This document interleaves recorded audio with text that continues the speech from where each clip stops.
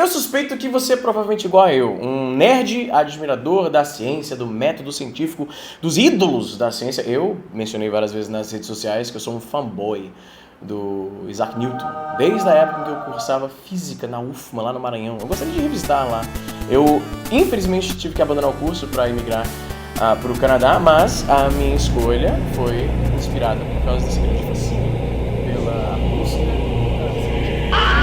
Eu imaginava quando era criança, né? Mal sabia que ia ser um youtuber, mas eu achava que, quem sabe, um dia eu também participaria dessas grandes descobertas. E por causa disso, por causa dessa, talvez eu diria, ufanização da ciência, os cientistas nos filmes com o jaleco e o óculos e as pranchetas e falando coisas de acordo com meus cálculos, eu achava isso legal. Acho que todo nerd tem o hábito de achar isso legal.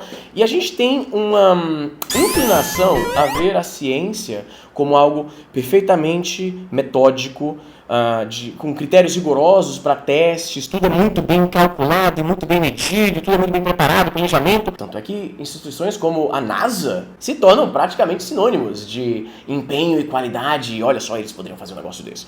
Só que, na verdade, o campo científico nem sempre é tão rigoroso quanto eu pensava. Quanto mais eu pesquisei sobre a história da ciência, das descobertas científicas, mais eu percebi que, às vezes, o negócio é meio a moda caralha mesmo. Eu não quero desmerecer o método científico, nada disso. Isso aqui não virou um canal de conspiracionista, de negacionista maluco que não acredita no cientista. Não é nada disso que eu tô falando, não. O que eu tô falando é o seguinte: além do critério rigoroso dos testes, experimentação e tudo mais, colocar tudo à prova, além disso, dessa vertente, digamos assim, tem um outro lado da busca científica que é um pouco menos assim.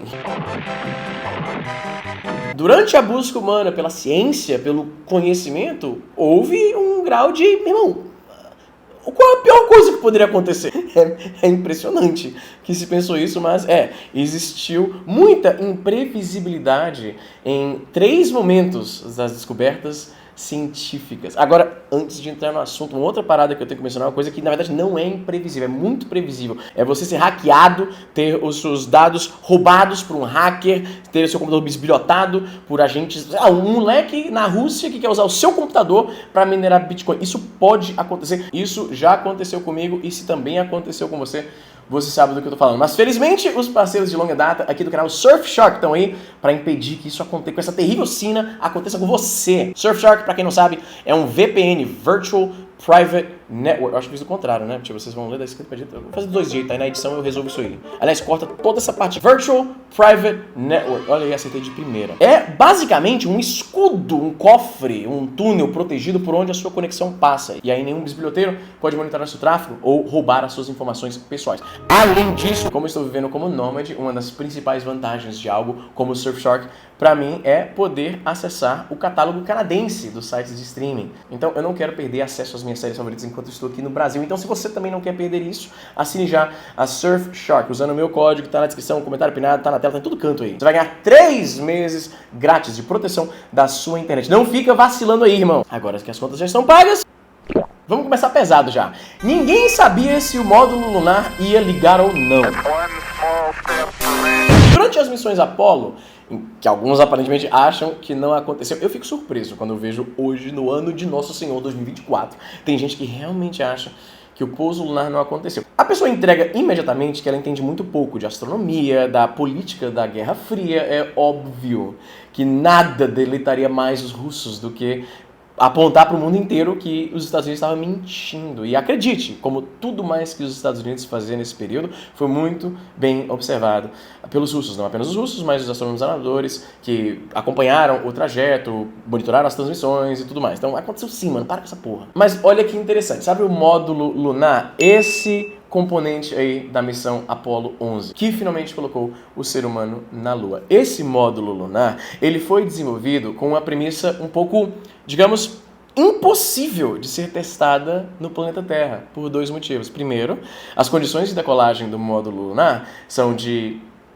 praticamente vácuo. Eu estaria simplificando demais se eu falasse que a Lua é um vácuo perfeito. Na verdade, nem o espaço é um vácuo perfeito, mas para os propósitos de um vídeo no YouTube, vamos dizer que é um vácuo. O motor precisava funcionar num vácuo, e não apenas isso, mas numa gravidade mais baixa do que é possível na Terra. E embora a NASA tenha alguns métodos para simular baixa gravidade, você já deve ter visto os vídeos dos astronautas numa piscina gigantesca, onde eles treinam, a NASA sempre bolou meios criativos para simular a microgravidade com a qual os astronautas precisam lidar nas missões espaciais. Só que não tinha como fazer isso para uma nave. Então, aquela parada foi projetada para funcionar no vácuo e em gravidade mais baixa. Além disso, o design do motor era tal que ele basicamente se autodestruía ao ser ligado. Isso dificultava mais ainda qualquer tipo de testes.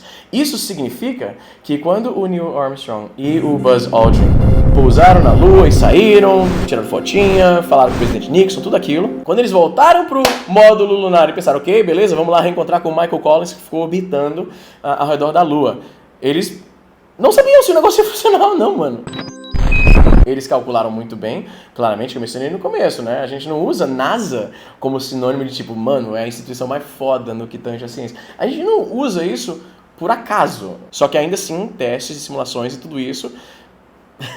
Você teria coragem? Vamos colocar dessa forma. Se os cientistas da NASA te mandam para algum lugar, na Terra mesmo, só para subir e descer na Terra mesmo, mas é numa máquina que nunca pode ser testada propriamente, nunca pode ser ligada nas circunstâncias em que ela precisa voar.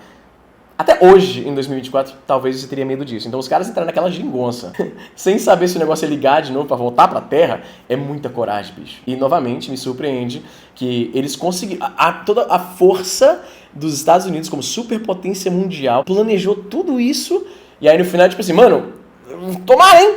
Ninguém sabia o que ia acontecer quando se quebrasse a barreira do som. Bom, essa aí eu tenho que admitir que eu tô Caralho, ainda bem que eu não sou professor de português. Editorializando um pouquinho. Porque, na verdade, a barreira do som foi quebrada por um objeto artificial muito, muito antes do feito do Chuck Yeager em 1947. Sabe qual foi o primeiro objeto que quebrou a barreira do som? Vamos ver aqui, é 47, né? Eu tô puxando aqui da memória, mas 47. A galera pensa que eu tô lendo roteirinho, não. Tem muita coisa que eu vou meio que improvisando, mano. Tive que verificar aqui. 1947. Chuck Yeager, que era um piloto de testes, ele foi elencado para voar no Bell X-1, que era um avião experimental, que era o... Peraí, eu tô me atrapalhando aqui. Na verdade, a barreira do som é algo que os seres humanos já haviam quebrado muito tempo atrás. Sabe qual foi o primeiro objeto que quebrou a barreira do som?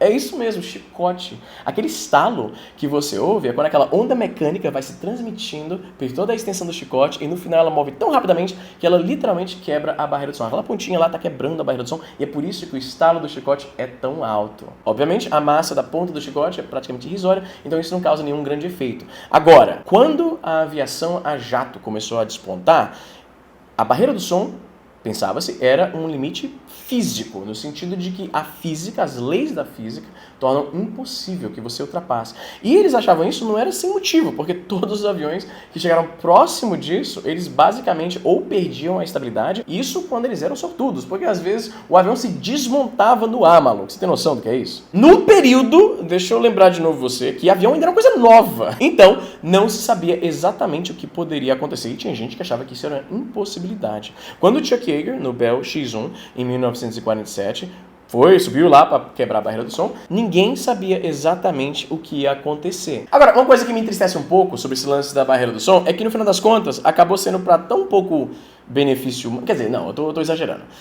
O voo de seres humanos acima da barreira do som, né, em velocidades que quebram a barreira do som, é algo que realmente só astronautas ainda experimentam e, obviamente, pilotos de aviões de guerra, né? Então, por um lado, a exploração espacial se beneficiou com o estudo que foi feito sobre máquinas que precisam se sujeitar a essas forças, então beleza. Mas, por outro lado, o uso principal disso é para guerra, então é meio paia. Era legal quando tinha o Concorde, o avião supersônico que atravessava o Atlântico em coisa de, eu acho que era 3, 4 horas, coisa rápida. Infelizmente, o avião foi descontinuado, aparentemente não era o modo mais seguro do mundo de voar, então eu provavelmente nunca vou ter o prazer de estar me deslocando mais rápido do que o som que está saindo da minha boca. Mais um sonho que foi por água abaixo. E, finalmente, você sabia que os cientistas do Projeto Manhattan estavam pensando que talvez estariam explodindo a Terra inteira com aquela merda? Pois é, eu sei o que você está pensando. Easy, eu também assisti Oppenheimer, eu sei disso. Pois é, agora acho que é conhecimento de todo mundo por causa do filme, graças ao filme, né? Que nem o Titanic, por exemplo. Antes do filme, lá do James Cameron, só nerd que gostava de ficar lendo sobre mistérios inexplicáveis e desastres históricos e tal, que sabiam da história do Titanic. Agora é domínio público por causa do filme. Eu imagino que essa questão aqui, talvez eu devia ter feito esse vídeo em 2013, que foi a primeira vez que eu tive essa ideia na minha vida. Mas é isso mesmo, embora possa parecer um pouco de dramatização, e sendo completamente sincero, sim, a maioria dos cientistas não tinha bem esse medo. Só que estamos falando da possível destruição do planeta Terra. Então, cientistas estarem prestes a fazer algo que você descreve como a maioria acha que isso não vai destruir o planeta, aparentemente não foi o suficiente para eles mudarem de ideia. Mais uma vez, eu sou obrigado a ressaltar que esse esforço do Projeto Manhattan era pra guerra, então é um uso bem paia da genialidade daquelas pessoas. Mas, novamente, eu quero lembrar você que existia, de fato, a preocupação de que a reação em cadeia que dá a uma bomba atômica o seu poder destrutivo, existia uma possibilidade razoável, afinal, aquilo nunca foi tentado antes, da reação em cadeia simplesmente não parar, e aí sair incendiando a atmosfera. Imagina, mano, se a gente tá na beirada da era atômica, começando a explorar, de fato, o universo, nem isso ainda, né, porque a gente ainda sabia relativamente pouco do universo naquele momento. Ok, agora eu tenho que conceder que o esforço de fazer a bomba também deu muitos insights sobre a natureza do universo, partículas subatômicas, o que acontece com radiação e tudo mais. Mas, novamente, isso ser motivado e primariamente usado para guerra é meio paia. Mas é isso, 3 momentos da busca humana pela ciência e pelo conhecimento em que os caras simplesmente cruzaram os dedos e falaram, meu irmão, tomara que dê certo. E considerando... Porque assim, no caso do Chuck Yeager, quem morreria era ele. Tá de boa. No caso dos astronautas da missão Apollo, aí seriam 2 pessoas que morreriam, mas não apenas isso. Você tem que levar em consideração também a humilhação nacional que seria mais um desastre aeroespacial envolvendo as tentativas americanas de ir para a Lua, né? Então tem isso também, 2 pessoas morrem e vexame nacional. Mas no caso dos cientistas do Projeto Manhattan, o que estava em jogo era, quem sabe, talvez, não sei, toda a atmosfera do nosso planeta ser envolta por uma explosão atômica. Caralho, bicho. A gente passou muito perto. Enfim, você conhece algum outro exemplo de um experimento científico que carregava um risco bastante considerável, que os caras fizeram meio que no... meu irmão, acho que dá. Isso me lembra uma piada clássica. Se você perguntar para um matemático qual o valor de π, ele diria... Eu sei, a piada presume que vai ser engraçada. Isso aqui não é engraçado para ninguém, eu acho. Mas vale a pena mencionar, porque que outra oportunidade eu vou ter para falar isso aqui? Era uma coisa que era comum no curso lá de física que eu mencionei. Se você pergunta para um matemático quanto é π, ele fala 3.1416. Se você pergunta para um físico qual o valor de π, ele falará 3.1416. Se você pergunta para um engenheiro qual o valor de π, ele vai falar, bota 3 que aguenta. Então, ou era bota 4 que aguenta, agora não lembro, mano. Cada um muda com... Enfim, meu ponto é que a piada talvez tenha um certo fundo de verdade. É isso aí, gente. Vou ficando por aqui. Assine o Surfshark e até a próxima.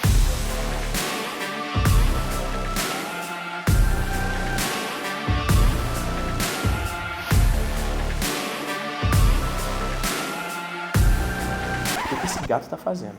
Pss. Eu tô em cima do carregador do celular. Oh, sai. Oh, come on. Ah, shit. Okay.